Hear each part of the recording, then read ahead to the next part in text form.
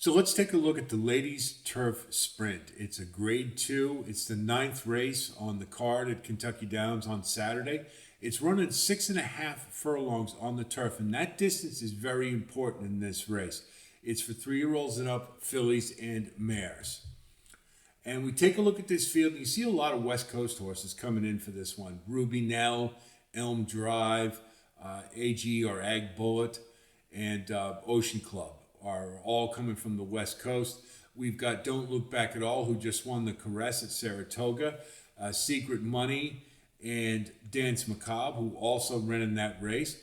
We've got Red Carpet Ready, who has since switched to turf from dirt, was last year a pretty good sprinting 3-year-old. And we've got Bling as well, and Awesome Treat, who actually won the last stakes race, the name of which escapes me. I believe it was the preview for this race at Ellis Park. And so you had Awesome Treat, Red Carpet Ready, and Bling all came out of that one. And then we've got Coffee Maker for Wesley Ward. So this is a pretty good field. And it's tough to split hairs with some of these horses, but we have to because that's what we do. We take a look at this field. You've got a lot of early runners. That's no surprise in a turf sprint. Ruby Nell would certainly be the most prominent and is the lukewarm favorite at 7-2. Now, that may surprise a few people that it's that the odds are that high when they might be a little shorter for a horse who has such back class on the turf, most of which are around 2 turns. I have a couple of concerns about Ruby Nell. Her last race prior to the layoff, she bolted to the lead and had a very sizable advantage going to the stretch and then just couldn't hold it and wilted. I don't know if that was just the jockey lost the horse or what happened. Ruby Nell does tend to run on the front end.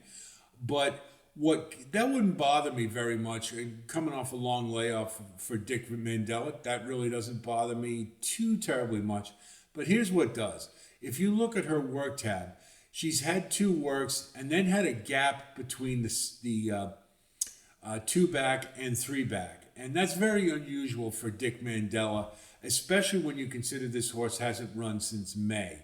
So I don't know if there's an issue or not. Dick Mandela is extremely cautious as a trainer, and that's what makes him so good. His horses never run when they're not ready to go. But I just look at that, and I look at this is a horse who was very comfortable around 2 turns, has shipped to the east and been competitive, and all of a sudden now is in a turf sprint.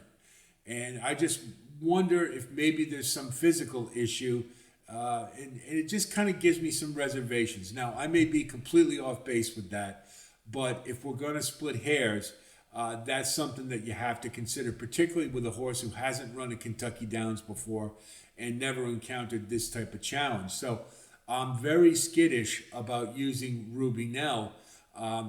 If you want to use her on top, I can understand it, but I just have some, I think those slight reservations are enough for me to certainly use her, but it's going to be underneath for me. Now, Ag Bullet or AG Bullet, I think that's the chemical element representation of silver, so it should be Silver Bullet. This is another one coming from the West. I like this horse. She ran a mile race last time on the turf, so you've got the route to sprint angle, which I always really like, particularly on the, when you get into these type of races, when you're going to need some extra stamina. She got on the front end and never looked back, blew that field away. This is a horse coming into this race in very good form, has sprinted before on the turf. And I think that little extra stamina really is going to help. And if you're looking for a horse who maybe can wire this field, I think Ag Bullet just might be the one. And at 12-1, you're getting some really nice value. So I'm definitely using Ag Bullet in this race.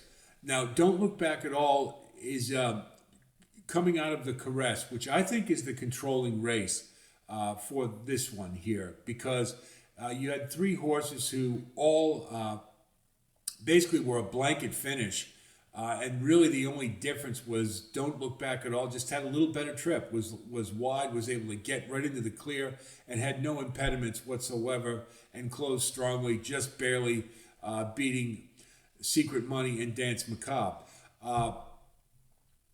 That was really the difference. I mean, Secret Money and Dance Macabre really weren't that impaired terribly much, despite the fact that they had to go to the inside. Maybe Secret Money probably took the worst of it, if anybody did, but I don't think it made that much of a difference. Don't Look Back at All just was a little bit better. That's all it was. And the only thing I have a concern about with Don't Look Back at All is she has never run at 6.5 furlongs. She spent most of her time at 5.5 or 6, and this is an extra half panel, and you're encountering two horses who you just beat, who both have success at 6.5 furlongs and at Kentucky Downs. So that's really the only difference I can see between the three of them. I think they're all coming to this race in very good form. It's just the experience over Kentucky Downs and at the distance gives me enough to look at Secret Money and Dance Macabre as the primary win candidates here. And I like Dance Macabre a little better, mainly because, again, she's had 2 races at 6.5 furlongs at Kentucky Downs. She has a win and a second. Secret Money has won a stake at Kentucky Downs at 6.5 furlongs. So it's, again, we're splitting hairs a little bit. You want to take either one of them on top. I can see it. I just like Dance Macabre a little better. I really liked her finish in the Caress. I mean, she was just a little unlucky, just a hair. But I think that she, to me, represents a horse who is the best win candidate in a race where, we're splitting hairs amongst those 3. So we look at our wagering strategy. I'm going to use Dance Macabre at 6-1 as my primary win candidate. Then we'll take an exacta key with 11 on top over the 4 and the 8. Then we'll key box them. Again, Kentucky Downs. I think variety. we need to have a few more options, just the way these races go. So we'll go 11 on top with 4, 8 in the key box, and then we'll do another one with 11 on top with Ruby Now and Ag Bullet in a key box as well. So that gives us a little bit of spread. And then I don't like doing trifectas at Kentucky Downs terribly much because just the nature of the track and how difficult these races are. But we'll go 11 on top with 1, 3, 4, and 8. And, if you want to throw in an exacta box with 4, 8, and 11, I wouldn't blame you at all. But I think they're the top 3. I think they're the most logical. And I just like Dance Macabre a little better than the other 2. So it should be a really nice race, and hope our analysis helps you with your own wagering strategy, of course. Wish you the best of luck as always. There'll be more postings for Kentucky Downs as well as Saratoga and Del Mar for the Pacific Classic, time permitting. So be on the lookout for more content from Right at the Wire. I'll talk to you soon. Until then, be well.